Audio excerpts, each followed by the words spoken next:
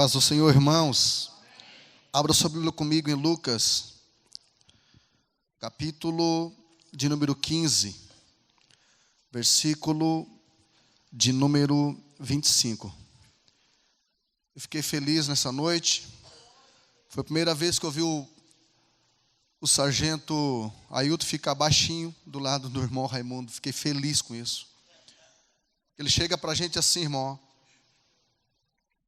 cumprimentando assim, o sargento Ailton. E agora, vou dizer, rapaz, eu tinha que bater uma foto de ti do lado para mostrar para minha esposa. Eu não sei por que Deus tem que jogar voz grossa e altura só numa pessoa só, irmãos. Isso é, lá em cima eu vou ter que conversar com ele. Isso é quase uma injustiça divina. Eu quero agradecer a Deus pela vida do pastor Hebron, pela confiança, irmão Eufrásio, sargento Ailton, Pedro Paulo, enfim, todos vocês, toda a igreja. Eu quero deixar você tranquilo que 9 horas você vai estar indo embora, amém? Não vamos enfadar a igreja, não. Lucas, capítulo 15, versículo 25, quem achou, diga eu. Quem não achou, diga escola dominical. Diz assim: e o seu filho mais velho estava no campo, e quando veio e chegou perto da casa, ouviu a música e as danças, e chamando um dos servos, perguntou-lhe o que era aquilo. E ele lhe disse: veio teu irmão, e teu pai matou o bezerro cevado, porque o recebeu são e salvo. Mas ele se indignou e não queria entrar. E saindo o pai, insistiu com ele. Na sua tradução talvez diga instava, é a mesma coisa.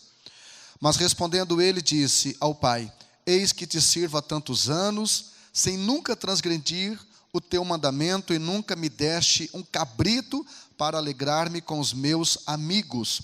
Vindo, porém, este teu filho, que desperdiçou a tua fazenda com as meretrizes, mataste-lhe o bezerro cevado. E ele lhe disse: filho, tu sempre estás comigo, e todas as minhas coisas são tuas. Amém? Pode tomar o seu assento. Faz 27 anos que eu sirvo a Deus, 27 anos que eu sou casado com a filha da minha sogra, a irmã Márcia, e depois de um tempo pregando, irmãos, e eu sou pastor de igreja, eu não sou conferencista, depois de um tempo pregando, você se sente muito tentado a pregar aquilo que você quer pregar, num lugar onde você nunca pregou. Então, o bom de ser conferencista, eu já fui conferencista, é que você está sempre com mensagem e roupa nova, porque você sempre prega em lugares diferentes. Mas eu estava querendo que Deus ministrasse uma palavra ao meu coração, e é claro que eu não vou poder entregá-la na íntegra, mas eu queria que Deus entregasse uma palavra ao meu coração que viesse falar com toda a igreja e especialmente com os militares. E Deus me fez ser direcionado para essa palavra. Vou pregar sobre o irmão do filho pródigo. Geralmente se prega sobre o filho que saiu, sobre o filho que desperdiçou, sobre o filho que virou as costas para o pai, sobre o filho que se desviou. E Deus ministrou no meu coração para eu estar ministrando sobre o irmão dele, aquele que nunca saiu, que nunca se desviou, como eu, que estou há 27 anos na igreja, nunca entrei em disciplina, porque nunca descobriram meus pecados, sempre dei um jeitinho de fazer escondido alguns pecadinhos, nesses 27 anos, nunca peguei disciplina, para a glória de Jesus, e como eu, 47 anos, aceitei a Jesus com 20 anos de idade, um mês depois que casei na igreja católica, e muitas vezes nós nos tornamos o irmão do filho pródigo, aquele que faz tudo certo, aquele que nunca se desvia, aquele que está envolvido com o trabalho dentro da igreja. Eu, quando me tornei pastor, eu já tinha passado pela escola dominical, pela escola de teologia, pela liderança de jovem, coordenação de jovem, líder de igreja. Enfim, eu só não fui tesoureiro da igreja.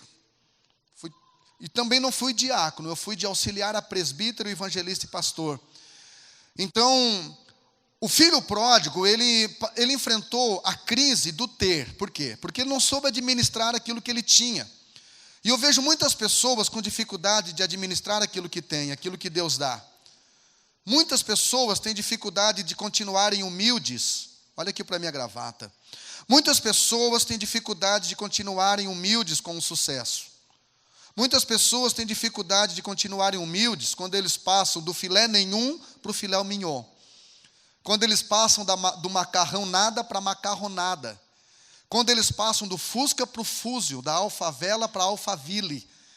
Tem crente que tem dificuldade de administrar os degraus da sua vida.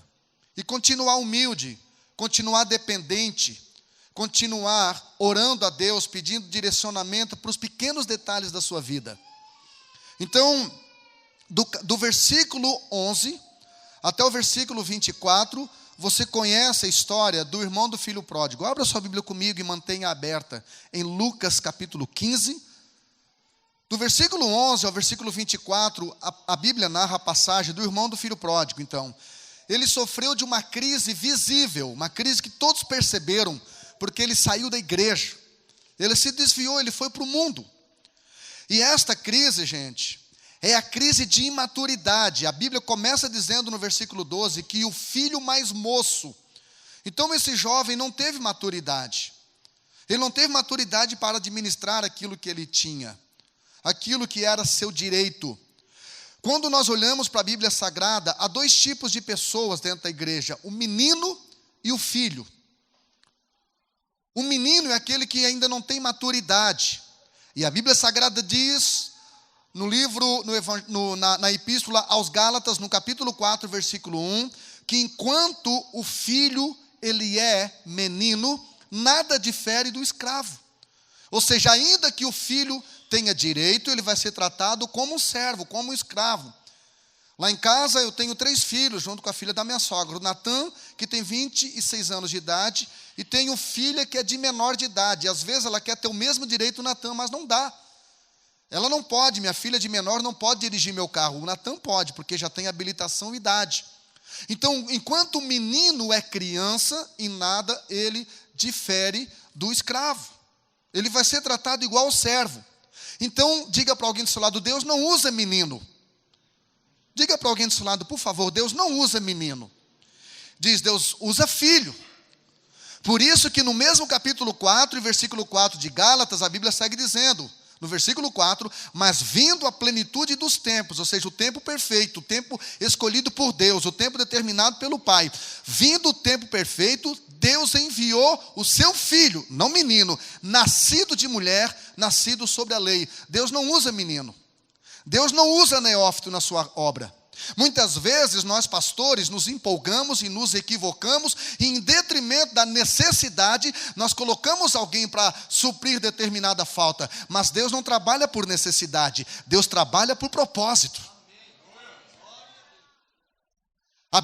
O livro de Isaías, no capítulo 9, versículo 6, diz: porque um menino nasceu, mas um filho se vos deu. Ou seja, um menino nasceu, agora Deus deu o filho. E o irmão do filho pródigo sofreu da crise de imaturidade. Existem muitas pessoas que Deus tem promessa, mas eles ainda não amadureceram para administrar bem esse sucesso. Eu quero que você entenda, irmão, que sucesso só é sucesso com sucessores bem-sucedidos. Então Deus não vai mandar o sucesso para alguém que ainda não tem maturidade, para que esse sucesso não sirva como casca de banana para essa pessoa. Primeiro Deus vai mandar a maturidade. Deus não permite que o sucesso venha antes da maturidade. Deus não permite que a honra venha antes da humildade. E Deus não permite, irmão, que a fama chegue antes da espiritualidade, para não perder a pessoa. Quem está me entendendo aqui, diga eu. A segunda crise que esse jovem, o filho pródigo, enfrentou foi a crise do ter. Ele não soube administrar o que ele tinha. Confere comigo o versículo 12. A Bíblia diz que ele chegou para o pai e disse: Pai, dá-me parte dos bens que me pertence. Toda pessoa que sofre da síndrome do ter, irmão, ele sofre da síndrome de possessividade. Ou seja, ele diz: eu sou dono do meu nariz, eu sou dono da minha vida, eu sou dono do meu dinheiro, eu faço aquilo que eu quero, do jeito que eu quero, quando eu quero. É a crise do ter. Gente que não sabe administrar o que tem para a glória de Deus, para a edificação da igreja, para trazer alinhamento aos outros. Usa tudo aquilo que Deus dá, irmãos, de benefício próprio, e muitas vezes até para se prejudicar. No versículo, abra sua Bíblia comigo em Lucas, no capítulo 15, versículo de número 13, diz assim, que ele desperdiçou os seus bens. Versículo 14 diz que havendo ele gastado tudo. Tem gente que tem dificuldade de entender que ele não nasceu para ser herdeiro de Deus. Ele nasceu para ser sucessor. Herdeiro é aquele que herda e fica comendo nas costas do pai. Vai lá, compra uma moto de 50 mil, compra um iPhone 10 de 5 mil. E ele é só herdeiro, só desfruta daquilo que o pai construiu. Quando você lê o livro de Jó, há uma diferença dos filhos de Jó do capítulo 1 para os filhos de Jó do capítulo 42. Os filhos de Jó do capítulo 1 viviam de festinha. Viviam só para desfrutar aquilo que o seu pai construía. Não oravam, não jejuavam, não tinham altar. Era só desfrutando, gente. Muitas vezes nós pais cometemos esse erro de não criarmos sucessores. A gente só cria herdeiro. Jovens que não têm nenhuma experiência com a vida, que não saberão administrar aquilo que o pai construiu. Já no capítulo 42 do livro de Jó, a Bíblia mostra sucessores. Por quê? Porque esses filhos de Jó do capítulo 42 eram diferentes dos filhos de Jó no capítulo 1. Porque os filhos de Jó do capítulo 1, gente, eles são anônimos. Os filhos de Jó do capítulo 42, eles tinham nome, eles tinham identidade. Os filhos de Jó do capítulo 1 eram só herdeiros, eles só herdaram aquilo que Jó construiu. Mas os filhos de Jó do capítulo 42 eram sucessores, porque os filhos de Jó do capítulo 1 não tiveram filhos, não quiseram nem casar. Para que casar? Para que casar se eu tenho a mãe que cozinha, que passa, que lava, e ela me dá liberdade para eu fazer minhas festinhas lá fora? Para que eu quero compromisso? Agora, os filhos de Jó do capítulo 42 foram meninos que deixaram um legado, porque eles tiveram filhos, eles deram netos para Jó.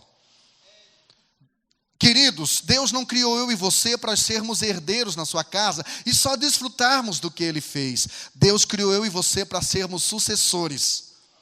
A diferença entre o herdeiro e o sucessor é que o herdeiro, ele quer herança, o sucessor quer um legado. Herança é aquilo que o pai deixa para os filhos. Legado é aquilo que o pai deixa no filho. Quem está me entendendo aqui o que eu estou pregando, levante a sua mão. Então esse jovem aqui sofreu da crise do ter. Mas o irmão dele sofreu de uma crise pior, que era uma crise invisível, que era a crise do ser. Olha aqui para mim, deixa o Espírito Santo ministrar o seu coração. O irmão do filho pródigo, se o filho pródigo não soube administrar o que tinha, o irmão dele não soube administrar quem ele era. Se o filho pródigo não soube administrar aquilo que ele possuía, o irmão dele tinha uma crise de identidade, uma crise invisível, uma crise do ser, porque ele não sabia quem ele era e quem o pai representava para ele. Está na sua Bíblia. Versículo 25.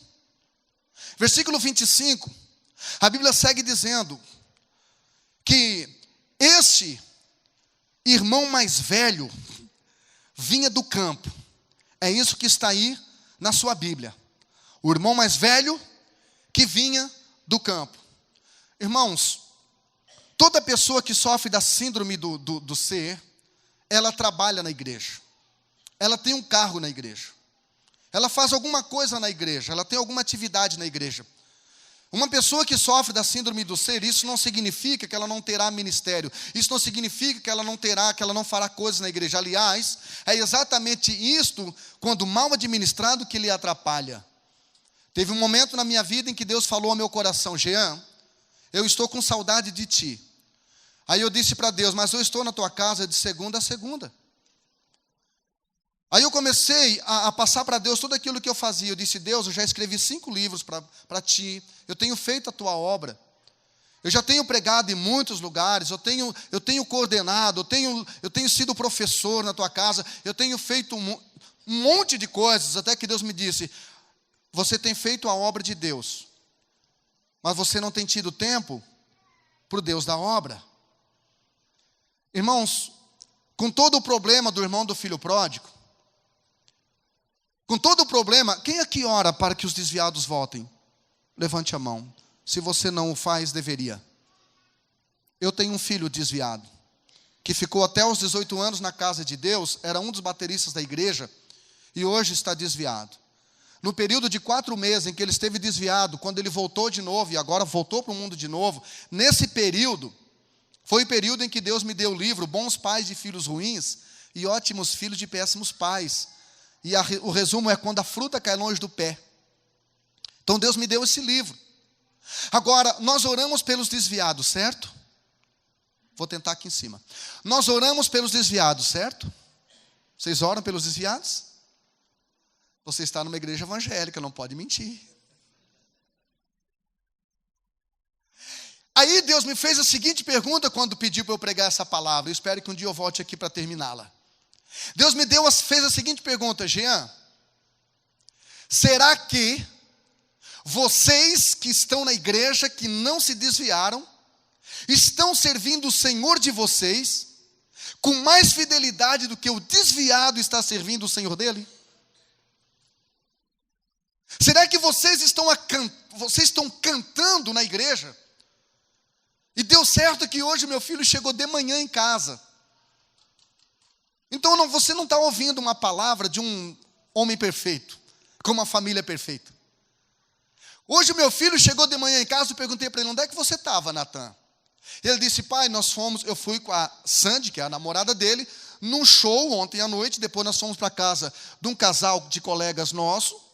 Agora eu estou vindo, saí da casa dele de manhã, estou vindo aqui, ver se o senhor me presta o carro para eu ir para a casa da Sandy e ficar lá com ela durante o dia.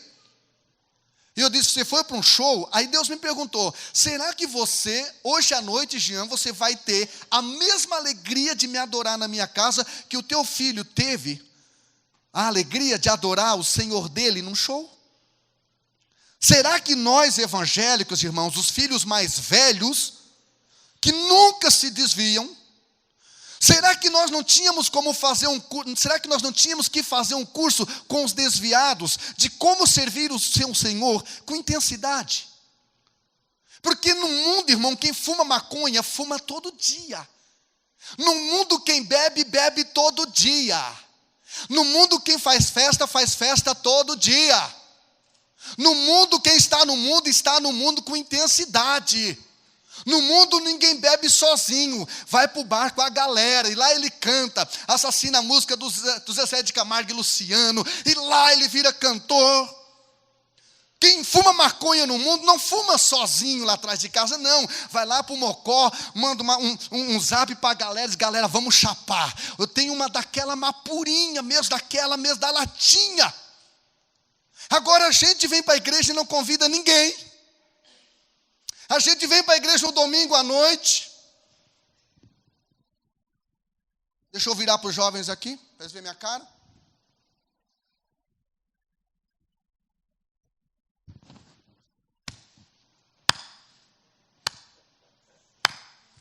Será que nós não tínhamos que fazer um curso com os desviados de como servir o Senhor com intensidade, gente?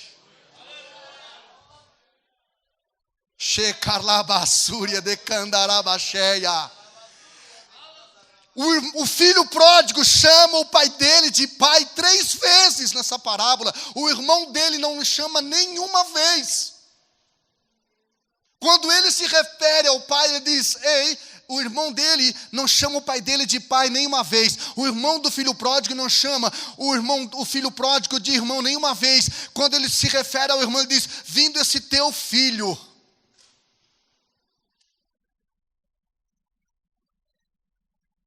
O filho pródigo, irmão, quando ele volta para casa, ele recebe sandálias para os pés, fala de destino. Ele recebe anel, que fala de autoridade, de príncipe. Ele recebe um vestido que fala de revestimento, de identidade. Ele recebe o bezerro cevado. Só que essas coisas não eram dele, essas coisas eram do irmão mais velho. Porque a Bíblia diz que o filho pródigo, ele pegou tudo que era dele e levou e desperdiçou lá no mundo. E o irmão dele, o irmão mais velho, o irmão, querido, eu fico intrigado com crente velho. Não é com crente idoso. Eu sou pastor de crente que tem idade para ser meu tataravô. Minha tataravó Eu não estou falando de idade cronológica, eu estou falando de idade ideológica. Eu não estou falando de idade, eu estou falando de mentalidade. Irmão, é ruim conviver com crente velho. E lá, aqui não tem. Mas lá na igreja que eu sou pastor, onde foi o nosso culto de jovem, lá na igreja que eu sou pastor, a gente vê velho com 15 anos de idade. A gente vê, aqui não tem, a gente vê meninas com 12 anos de idade, pastor, ora por mim. Por quê? Eu estou encalhada. Pastor, eu não consigo, olha por mim, eu estou em crise, eu estou com depressão. Eu não consigo tirar ele da cabeça. Digo, ele o quê? Piolho? Só deve ser piolho. Lá na nossa igreja, irmão, quando eu botei essas luzes, assim, vieram os crentes velhos. Pastor, para que essas luzes negras na igreja? Aqui ainda ficou mais bonitinho, irmão, que lá é preto. Eu não sei o que tem contra preto. Talvez eu devia ter botado branca, pelo menos ninguém reclamava. Pastor, para que essa luz negra na igreja? Para que essa luz na igreja? Eu respondi, porque Deus é o Pai das luzes.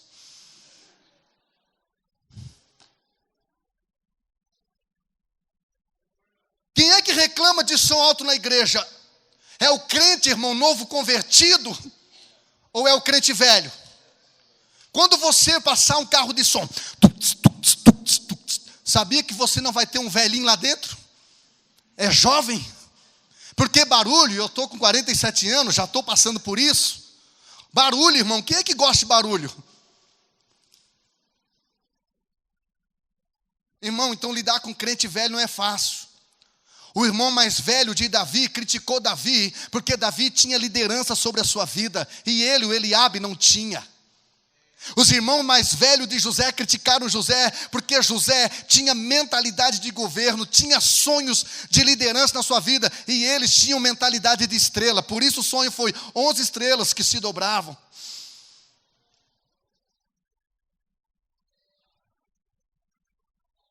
Aquela sandália, aquele anel, aquele vestido, aquele bezerro cevado, não era para o filho pródigo, era do irmão mais velho. Mas sabe qual foi o problema? Ele não usou. E Deus, irmão, ele tem um negócio muito sério com desperdício. Cada vez que Jesus fazia um milagre, ele dizia, olha, vocês recolham tudo para que não haja desperdício.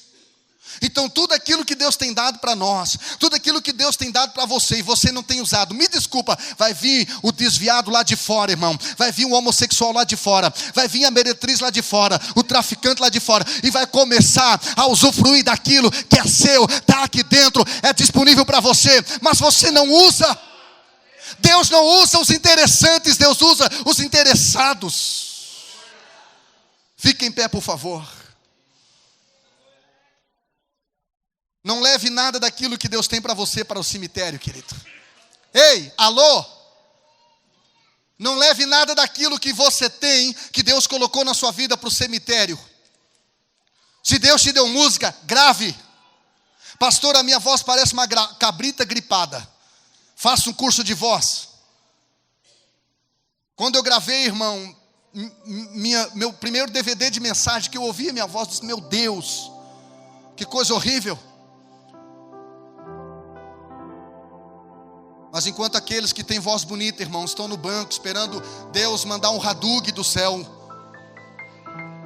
Eu vou estar na igreja, de repente eu vou cair. Aí eu vou levantar e vou lá para a locadora. Vou lá para onde se grava CD. Isso não vai acontecer, para a gravadora. Isso não vai acontecer. Não leve nada para o cemitério, querido. Não leve nada para o cemitério. Coloque tudo em prática. Primeiro livro que eu escrevi, A Família à Luz da Bíblia. Pastor, você deve ter escrito esse livro, sabe por quê? Porque você deve ter vindo de uma família muito perfeita. Meu pai, depois de ter gastado carros, lotes, oficinas, casas, carros, em casa de prostituição, se tornou um alcoólatra inveterado. Ficou 2 anos dormindo sentado no sofá, porque as pernas dele não desdobravam para ir para a cama. Meu pai morreu alcoólatra, com 59 anos de idade. Minha mãe morreu vítima do cigarro, vítima de um efizema pulmonar, irmão, com 60 anos de idade. Meu irmão mais velho morreu alcoólatra, dando crise no hospício. Ele dizia, eu quero morrer igual meu pai. Morreu dando crise no Rio Maina, por causa do uso abusivo do álcool. Minha irmã teve 5 maridos. O último que ela tinha, que não era dela, abandonou ela em cima de uma cama, bebendo água de mamadeiro, sendo fralda geriátrica, depois de ter dado 2 AVCs em um mês. Meu outro irmão é alcoólatra, está com AIDS, é soropositivo, tuberculoso, problema sério de saúde, intenso de saúde. Não se converte, não aceita Jesus, não se dobra. Meu outro irmão passou a juventude dele todo dentro de um presídio. Com 20 e poucos anos de idade ele sai do presídio, e depois ele se envolve com tráfico, com roubo, e ele some por 15 dias. E depois de 15 dias eu fui reconhecer o corpo dele, que foi achado sem cabeça, em estado de decomposição, porque levou 3 tiros de espingarda calibre 12, e um dos tiros a queima-roupa arrancou a cabeça dele. E no ano passado, quando eu voltava de uma conferência de família da Bahia, num avião, Deus falou comigo e diz: olha o que eu faço na sua vida. Pare de reclamar, irmão, e comece a clamar.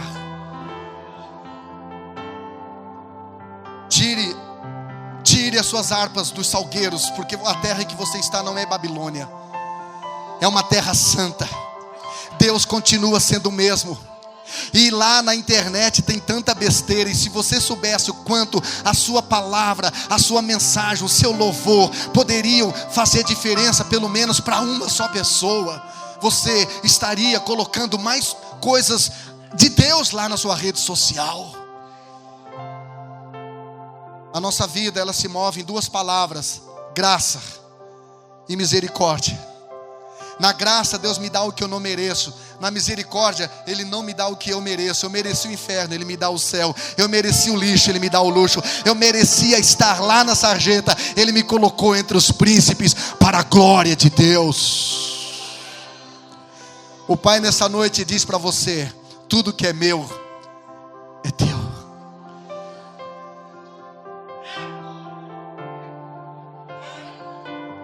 Deus não tem filhos interessantes, Ele tem filhos interessados. Pastor, mas eu já fiz tanta coisa e o diabo continua fazendo. A Bíblia diz que os velhos teriam sonhos.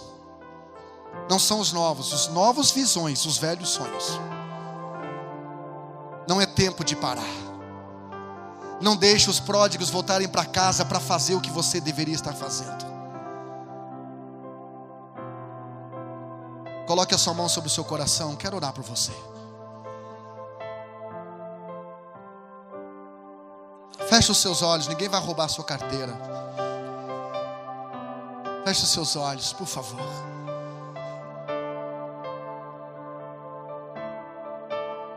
Comece a observar os desviados.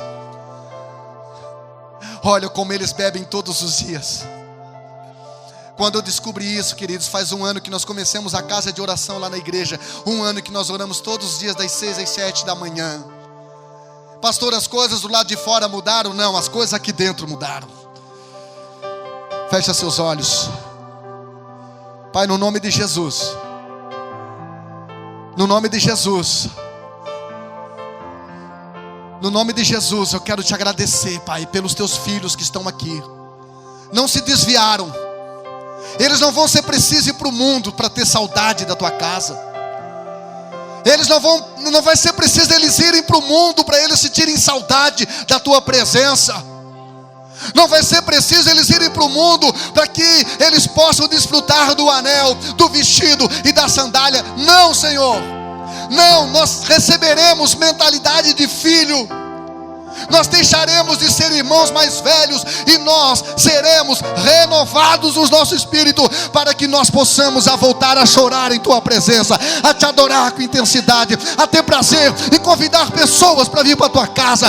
Nós queremos de novo chorar em tua presença, chorar em tua casa.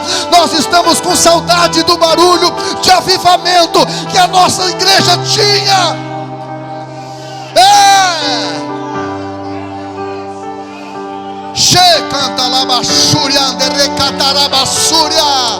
Você não vai ser o irmão mais velho, você será renovado pela glória de Deus que vai invadir a tua alma.